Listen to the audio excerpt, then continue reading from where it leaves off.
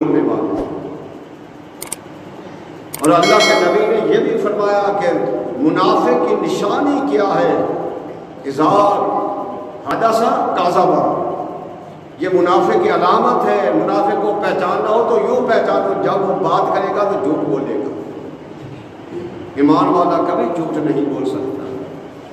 ایمان والے کو پتہ ہے کہ میں نے اسی زبان سے کلمہ پڑھا ہے اور اسی زبان سے جھوٹ بولوں، اسی کلمے سے میں نے اسی زبان کو پاک کیا ہے اور جھوٹ بول کر اسی زبان کو ناپاک کر دوں۔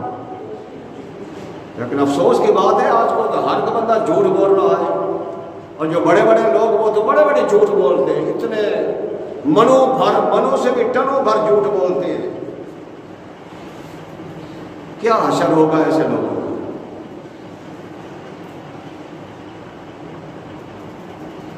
پہلی بات تو یہ ہے جھوٹ کا بولنا۔ ہر مہینے کے اندر دن ہو رات ہو، اپنے کے اندر ہو بیگانوں کے اندر ہو، کہاں بھی ہو، جھوٹ بولنے سے اسلام نے منع کیا ہے کہ جھوٹ کبھی نہ بولو۔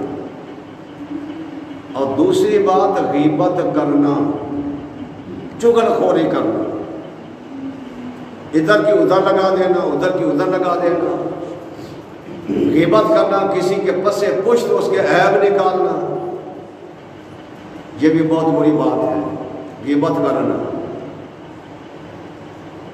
اور اللہ قرآن مجید نے کیا کہا ہے کہ غیبت کرنا یہ ایسا ہے کہ جیسے اپنے مردہ بھائی کا گوشت کھانا ہے۔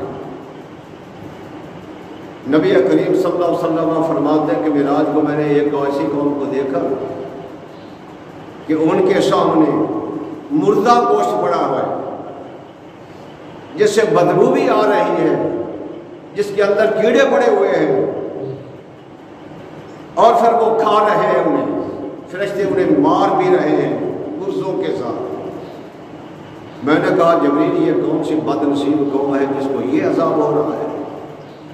تو جبریل ابھی نے عرض کیا میرے آقا یہ وہ لوگ ہیں جو دنیا کے اندر غیبت کرتے تھے، ایک دوسرے کے خامیاں نکالتے تھے، ایک دوسرے کی خامیاں نکالتے ہیں، یہ وہ لوگ ہیں جن کو یہ عذاب ہو رہا ہے۔ تو غیبت کرنا بہت بری بات ہے۔